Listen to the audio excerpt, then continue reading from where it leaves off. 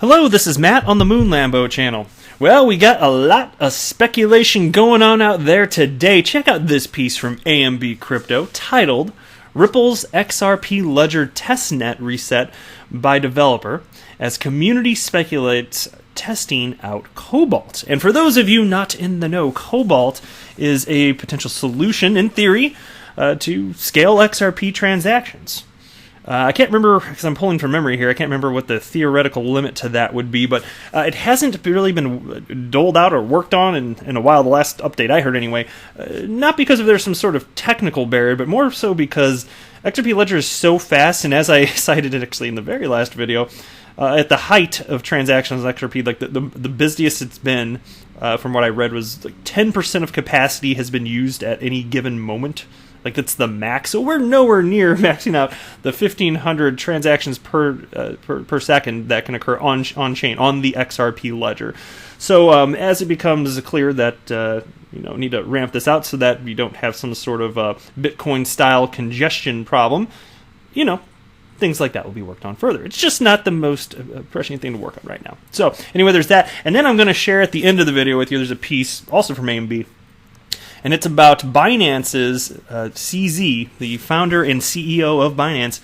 He talks about the roadmap, so to speak, for Binance the company, which I found fascinating and thought I'd share with you.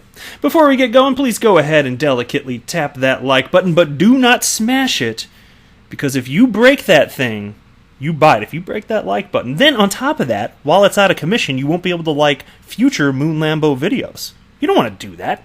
Don't put yourself in danger of that. Don't smash it. Just delicately tap that like button.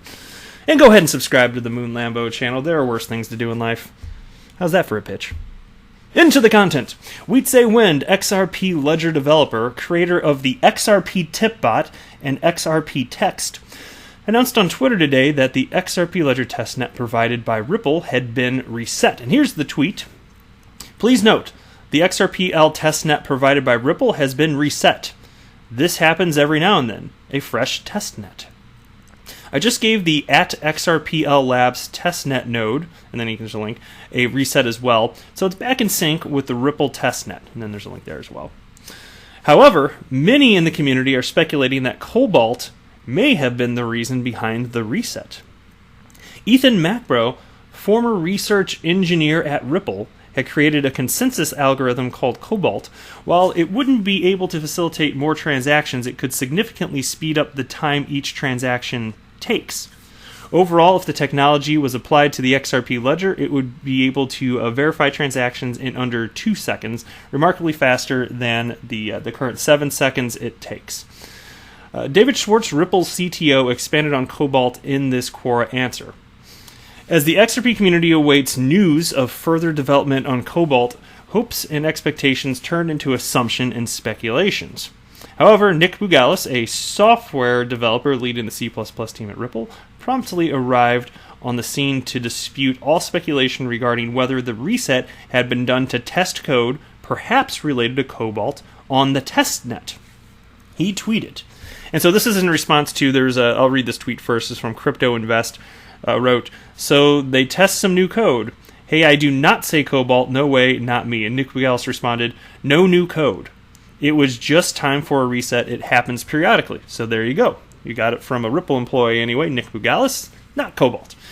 A post on Ripple server's Google group reads, quote, please be advised that Ripple has reset their XRP testnet. This means that all accounts, balances, and settings in the testnet have been deleted, and all contents of the testnet's decentralized exchange have been erased. The testnet is now back up, and users can get new accounts and new testnet XRP from the testnet faucet. The production XRP ledger, or mainnet, is completely unaffected. This also has no effect on other test networks not run by Ripple.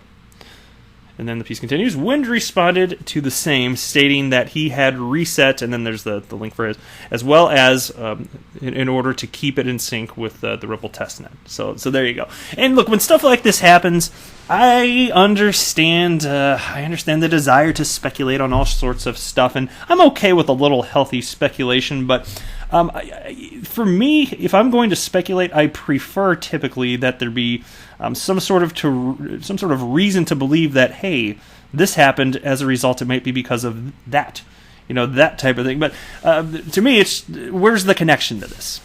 Testnet reset, and it's this. Well, couldn't have been any number of things. To me, it's a little bit too wild. Nothing against you if you thought that maybe this was the case, this or that. I'm just sharing my particular opinion, and you know me, I encourage diversity of thought. So it's actually more fun for me to engage in conversation with somebody that disagrees with me as opposed to somebody that just agrees with me. It's more lively, is it not? I have fun with it as long as disagreement is. In conversation is conducted in an adult manner and respectfully. I have a blast with that type of stuff because to me it's just an opportunity to engage in critical thinking. And since I know there's no chance I'm ever going to be right about everything, perhaps through conversation and learning from others, I can find out if I am wrong about something and change my opinion, because that way I can stop being wrong. That sounds ideal. That's like a win-win opportunity, right? That's the way I look at it. So anyway, just my 2 cents. Check out this piece from ambcrypto.com. And it is titled, here it is. Yeah, sorry, my computer, it's strangely loading slow. Maybe it's time for a reset here. Anyway, Binance's CZ opens up about exchange's roadmap for the future. During an AMA session this morning, which stands for Ask Me Anything, Binance CEO CZ responds to various questions from the community, many of those addressing recent developments on the exchange platform and its plans for the future. Fondly known as CZ, he confirmed the launch of futures trading products in September, while also highlighting Binance's focus on staking services in the future, coming in the future. When asked about the possibility of a euro stablecoin, CZ responded that redemption would be difficult due to the fact that the euro is a negative interest rate fiat currency.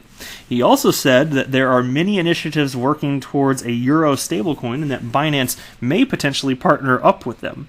However, Binance isn't actively working on it, he said. On a question with respect to emerging markets across the world, CZ said that Binance cannot provide any specific dates for when its service will be available there. With regards to Binance UG, CZ said that the KYC process has been simplified due to the different underlying social structure in Uganda. Binance is aggressively pushing and working on tailored features for Uganda and other African countries, while in discussion with a number of payment channels and service providers. There will be more news on this soon. CZ also spoke about Binance's over-the-counter service, which facilitates large trades in order to make sure they don't impact the market. Dispelling the rumors about Binance and working with Cloud Token, CZ warned users against scams by anyone claiming to be in association with Binance, without an official announcement from the company themselves. And quote, some of their founders may be Binance account holders, which anyone can be, but there is no other relationship between Binance and Cloud Token. Phantom staking became a topic of discussion during the AMA. CZ spoke about how it isn't viable for exchanges considering the number of tokens Binance holds at any given time. He also spoke about Binance's efforts to dissuade projects and help them move away from using this design due to its security risk. When asked about the final list of coins that will be available for trade on Binance US, CZ said that Binance is yet to decide that he does not have a lot of control over it due to his minimal involvement. But hey, I tell you what, guys, you can count on XRP being a part of that, don't you think? U.S. users will still be able to use Binance.com as a wallet until the official listing, but they will restrict trading after a launch of the U.S. site. He insisted that withdrawals will always be available, but in the future, deposits will be restricted to encourage U.S. users to use the nationally tailored site. So, I would say this. If you do indeed have cryptocurrency on Binance, it's time to get it off there. Really, you shouldn't be leaving crypto on exchanges anyway. That's a recipe for disaster. Exchanges get hacked, and you're not always going to be reimbursed. Sometimes that has happened, but definitely wouldn't count on it. That goes back to the age-old wisdom of it's not your crypto if you don't have the keys, right? So, that's it for this video. Thank you so much for watching, everybody. I am not a financial advisor. Do not buy or sell anything because of anything that I say or write. That would be a very, very, very bad idea. Until next time, to the moon, Lambo!